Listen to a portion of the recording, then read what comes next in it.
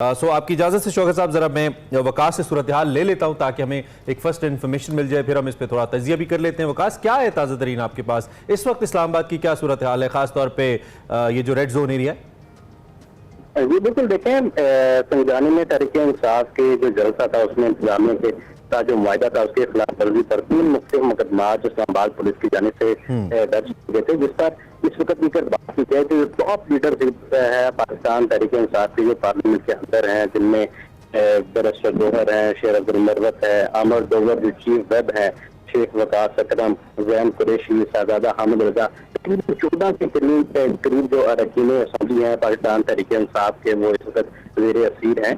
और जब ये ऑपरेशन शुरू हुआ तकरीबन 8 घंटे तक ये आंख मचोली का सिलसिला जारी रहा। इंतहाई जो ड्रामाई सिचुएशन जो पार्लियामेंट के बाहर यहाँ पर देखेगी कि जो कौमी असम्बली का इजलास जब शुरू हुआ तो वहाँ पर पुलिस की भारी नफरी जो दोनों दाखिली रास्ते थे, जो कैबिनेट सेक्रेटरी की तरफ से जाता है और जो मेन मरकजी रास्ता है, वहाँ पर पुलिस की भारी नफरी को वहाँ पर डिप्लॉय कर दिया गया। और जो ही कौमी असम्बली का इजलास खत्म हुआ तो सबसे पहले शेर अफजल मरवत बाहर आए, उनको जो गिरफ्तार किया गया। उसके बाद बैरिस्टर जोहर जो वो बाहर आए, उनको वहाँ से गिरफ्तार किया गया।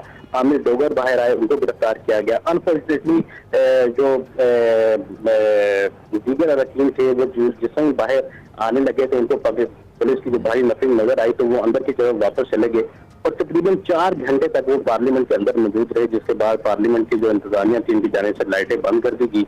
और जब अरकान असम्बली जो बाहर नहीं आ रहे थे तो सिविल कपड़ों में मलबूस जो पुलिस एहलकार हैं, लॉ इन्फोर्समेंट के जो एहलकार हैं, वो पार्लियामेंट के अंदर जो दाखिल हो गए और वो जो पार्किंग एरिया और मीडिया गैलरी की मीडिया डिपार्टमेंट के तरफ जो रास्ते थे वहाँ पर उन्होंने प्राइवेट गाड़ियों में वहाँ पर खड़े हो गए और तकरीबन 4:30 बजे सुबह के करीब जो है वो तकरीबन बाकी जो 8 अरकान हैं, जिनमें शेख वकास अकरम थे, शहजादा हामिद रजा, शाहिद खटक, यूसुफ खान समेत दीगर जो अरकान थे उनको वहाँ से गिरफ्तार किया गया और जो कैबिनेट ब्लॉक का रास्ता है वहाँ से उनको इनको पार्लियामेंट के अंदर घुस के पुलिस ने इन MNAs को गिरफ्तार किया, आप ये बता रहे हैं?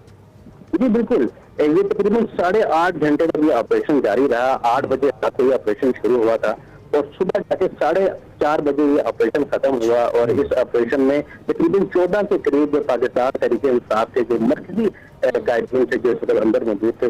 ठीक है, क्विकली वकास, कहाँ रखा गया इन सभी रहनुमाओं को? कुछ अपडेट्स हैं, खबरें हैं, ये कहाँ पे हैं इस वक्त? देखिए, 3 मुख्तलिफ जो थाने थे वहाँ पर ये मुकदमे का अंदराज किया गया था, जिसमें बुनियादी तौर के ऊपर रूट की खिलाफवर्जी, इस्लामाबाद पुलिस पर हमले, औकात कार जो मुआहदे में था पाया गया था उसके खिलाफ वर्जी, उसके साथ साथ रियासती इदारों पर जो उनमें जो तकारीब की गई थी उसके खिलाफ मुकदमात दर्ज थे, जिनमें थाना नून भी है, थाना संजानी भी है, पाक सेक्रेटेरिएट जो थाना है वहाँ पर भी जो अरकान को मुंतकिल किया गया है। ये भी तमाम सिचुएशन जारी थी तो उस वक्त जो अली अमीन झंडा हैं वो वज़ीर आला खैबर पख्तूनख्वा, वो खैबर पख्तूनख्वा हाउस में मौजूद थे। अच्छा। और ये काफी जो वो अफवाहें भी जो वो गर्दिश करती है कि उनको जो वो गिरफ्तार कर लिया गया है। फिर 8 घंटे बाद मंजर आम पर आ गया। वकास, जरा क्विकली ये भी बताइएगा, अहम मुमकिन जो कानून साजी उसके हवाले से जराए कह रहे हैं कि हुकूमत के पास नंबर पूरे हैं, क्या तफसीलात हैं इस हवाले से? कितने अरकान की हिमायत जो हासिल है हुकूमत को और कितनी होनी चाहिए? देखिए, आईनी तरमीम के लिए जजेस की टेन्योर में या जितने भी जजेस हैं उनकी जो उनके टेन्योर में इजाफे के लिए आईनी तरमीम के लिए 2/3 अक्सरियत दोनों ईवानों की जो सेनेट और कौमी असम्बली में जरूरी है। जो कि तकरीबन हुकूमत इस वक्त जो वो कामयाब दिखाई देती है कि जो कौमी असम्बली और सेनेट। वकास साहब से अपडेट्स हम लेते रहेंगे। आपका बहुत शुक्रिया, आपने ताज़ा इन्फॉर्मेशन के हवाले से बताया। मुख्तलिफ मुकदमात हैं, मुख्तलिफ मकामात हैं जहाँ पर इन पोलिटिकल लीडर्स को रखा गया है। I think it's happening for the first time in the history की पार्लियामेंट के अंदर से MNAs को अरेस्ट किया जाए। पुलिस सिविल कपड़ों में गई है, वकास ने हमें ये भी बताया। एंड हम रिकॉर्ड की दुरुस्तगी के लिए ज़रा पराचा साहब के पास चलते हैं, उनसे पूछ लेते हैं कि वो हमें ज़रा बताएं। पराचा साहब, ऐसा ही है, ये पहली दफ़ा हुआ है कि पार्लियामेंट के अंदर से मेंबर नेशनल असेंबली जो थे उनको अरेस्ट किया गया? इससे पहले कोई मिसाल है हमारे पास ऐसी? यूजुअली तो ये होता है कि सर्जेंट एट आर्म्स जो एक पार्ट होता है कौमी असेंबली के अंदर, स्पीकर उनको कहते हैं कि किसी को पकड़ लें, किसी को बाहर भेज दें, लेकिन असेंबली हॉल के अंदर यूजुअली पुलिस छोड़े कोई भी नहीं जा सकता। उसके लिए हम कहते हैं एलियन इन द हाउस।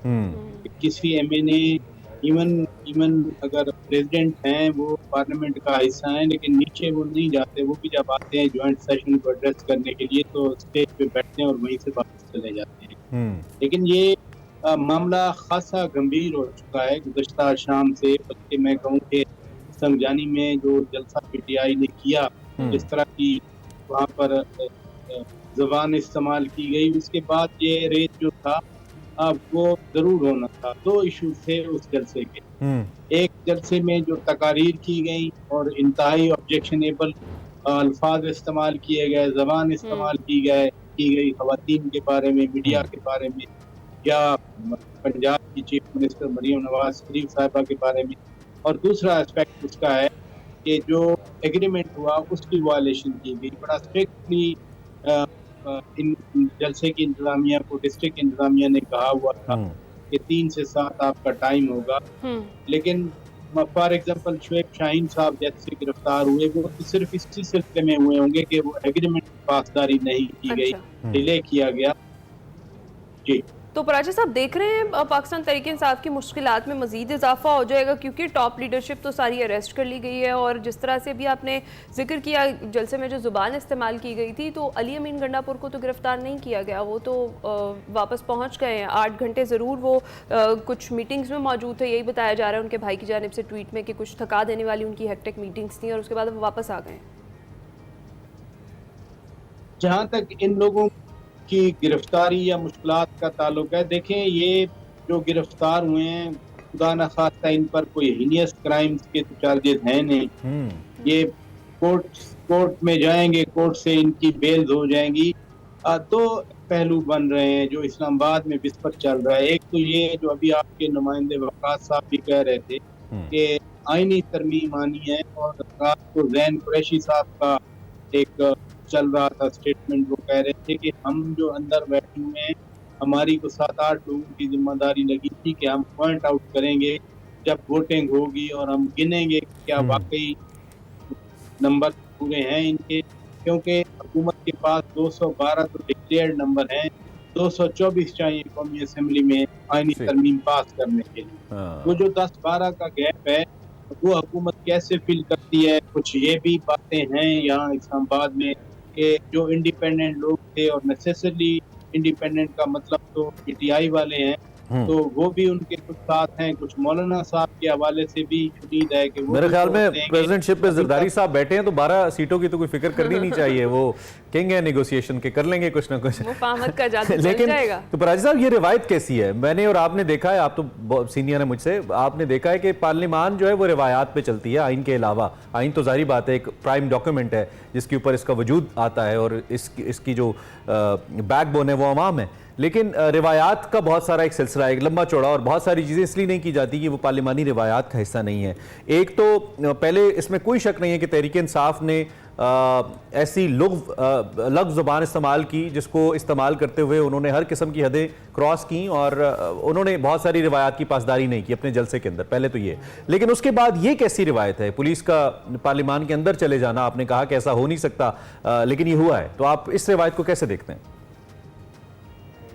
देखिए, जलसे में जो ज़बान इस्तेमाल हुई वो मैं इसको कनेक्ट नहीं कर रहा यहाँ पार्लिमान के अंदर गिरफ्तारियों से। तो जलसे में जो ज़बान इस्तेमाल हुई वो जलसे में जो कवायद या जो की अंडरस्टैंडिंग थी, एग्रीमेंट था, की शराइत थी या शराइत थी, वो एक सेपरेट चीज़ है। और उसमें भी मैं आपसे बिल्कुल वाज़ेह तौर पर बात करना चाह रहा हूँ कि नया कानून बनाए इस्लामाबाद में रेगुलेशन का, कि अवामी इज्तिमा को कैसे रेगुलेट करना है, उसके तहत एनओसी लेना लाजमी है। सही। अदरवाइज अगर बगैर इजाजत के इज्तिमा होगा तो उसमें 3 साल सजा है। लेकिन यहाँ इस जलसे का एनओसी लिया गया, ये अलग बात है कि जो टाइम एग्रीमेंट हुआ था उस टाइम में, या जो रियासत के खिलाफ बात करने की या रियासती इदारों के खिलाफ बात करने की सस्पेंडिंग थी रिटर्न, उसकी पासदारी नहीं की गई। इसमें कितनी सजा होगी? एनओसी की हद तक, परमिशन की हद तक लिया गया, लेकिन उसको पार्लियामान के अंदर जो कार्रवाई है वो कैसे कनेक्ट किया जा सकता सकता है, या तो उनको वहीं जलसे के बाहर ही गिरफ्तार कर दिया जाता या बाद में कहीं कर दिया जाता।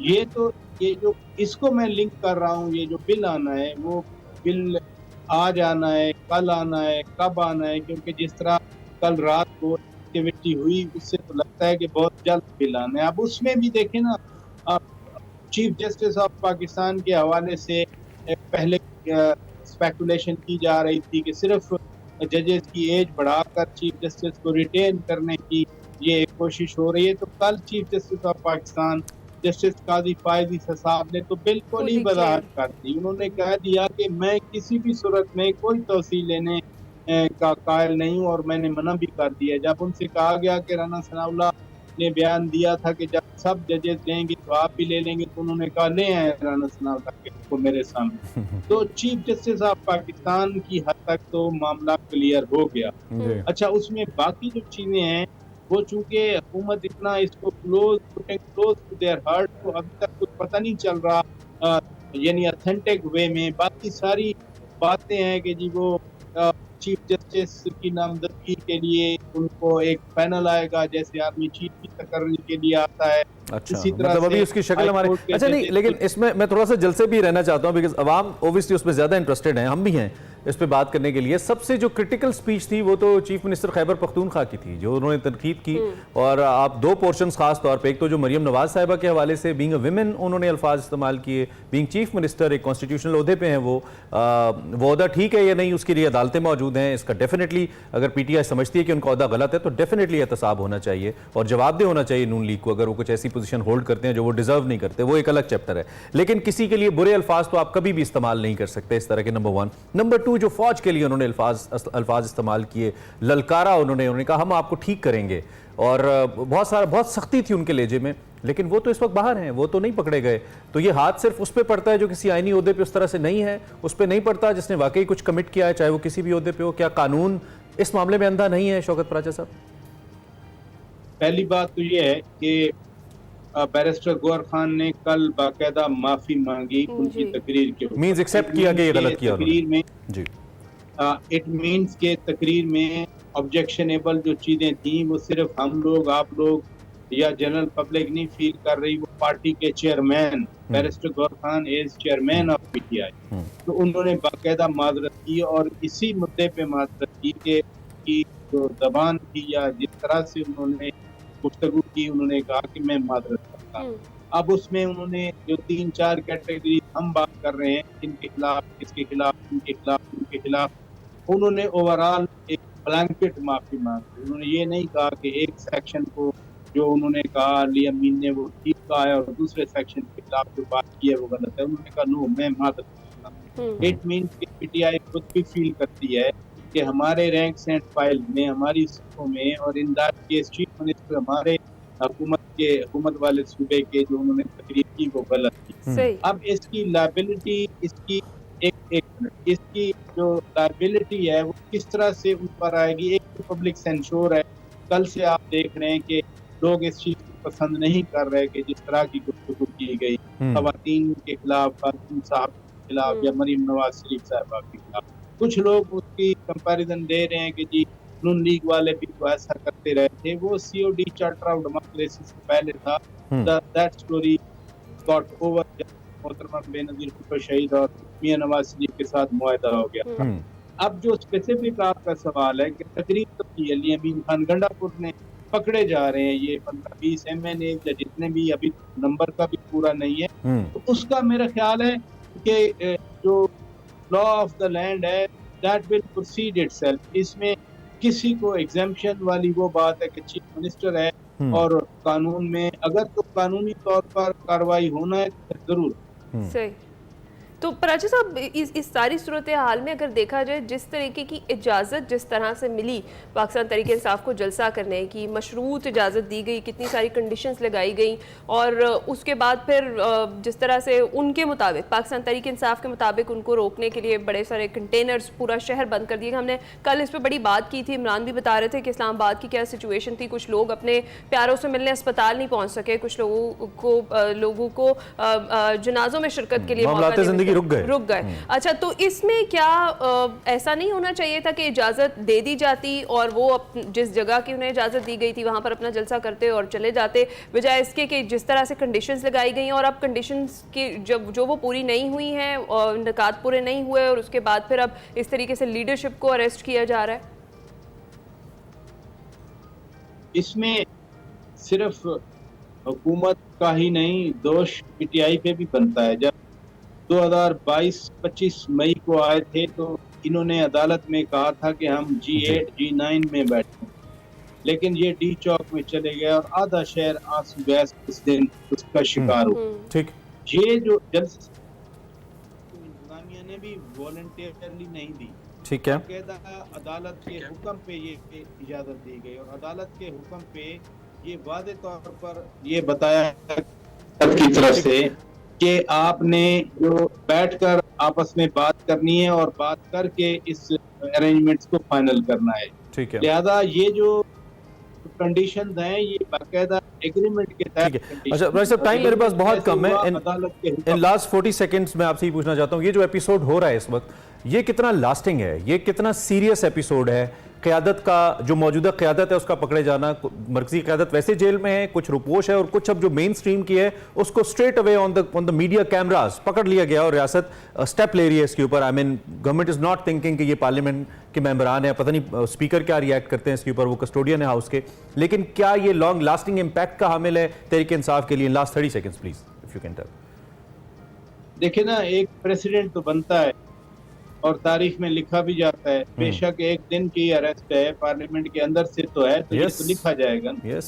क्योंकि जब 2014 में इमरान खान और ताहिरुल कादरी का जलसा धरना आया था, तो आज भी हम मिसाल देते हैं कि उन्होंने पार्लियामेंट की बेहुरमती की और उसे कहते हैं precincts of the parliament. Precincts of the parliament का जो तकद्दुस है वो एक आप आज रात के या आज दिन के जो वाकयात हैं सुबह के, वो तो एक प्रेसिडेंट तो बनेंगे, वो किए जाएंगे, बेशक एक दिन के लिए ही ऐसा क्यों ना हुआ। ठीक है, और पार्लियामेंट चलती ही रवायात पे है, बरतानिया का आइन रवायात पे चल रहा है। जी, आइन रवायात पे, और बहुत बहुत बुरे मनाजिर है, ये नहीं होने चाहिए थे। आई विश कि सब पार्टियां इफ़ाम तफ़हीम का मुजाहरा करती, पहले तहरीक इंसाफ अपनी पॉलिटिकल एक्टिविटी को पॉलिटिकल रखती और फिर जो हुकूमत है वो भी अपना पेशेंस दिखाती, ऐसे अल्फाज इस्तेमाल ना होते, ऐसी सूरत हाल ना बनती। आई विश हम ये मंजर ना देखते, लेकिन ये जो शाराए दस्तूर है ना पराचा साहब, आपको पता है इसने कैसे कैसे मनाजिर हमें दिखाए हैं और कैसे कैसे मनाजिर दिखा रही है, पता नहीं कब ठीक होंगे ये। बहरहाल आपका बहुत शुक्रिया, हैव अ गुड डे। आपने अपना तज्जिया हमारे सामने रखा।